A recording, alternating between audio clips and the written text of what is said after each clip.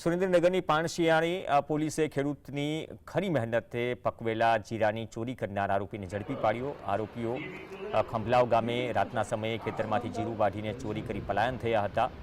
આ અંગે ખેતર માલિકે ફરિયાદ નોંધાવી હતી। પોલીસના આધારે પાણશિયા પોલીસે આરોપી ગળા માતસુરિયા અને ઘનશ્યામ ધુડાને ઝડપી લીધા।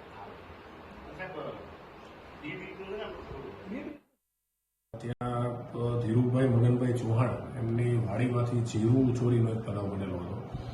એમની ફરિયાદના આધારે પાણશિયા પોલીસે બીએનએસની કલમ 303(2) મુજબનો ગુનો દાખલ કરી અને ત્યારબાદ 2 આરોપીઓની અટક કરેલી છે, જેમાં ગળાભાઈ માથાસુરિયા અને ઘનશ્યામભાઈ ચુનારા આ બંને વ્યક્તિઓ પોતે જે છે એ પાણશિયા ગામના વતની છે અને આ રીતે અવારનવાર ખેતરોમાંથી પોતે ચોરીના બનાવો જે છે એને અંજામ આપે છે અને તે દિવસે પણ આ રીતે અમના ખેતરમાંથી જીરુની ચોરી છે એમણે કરેલી હતી એવું એમની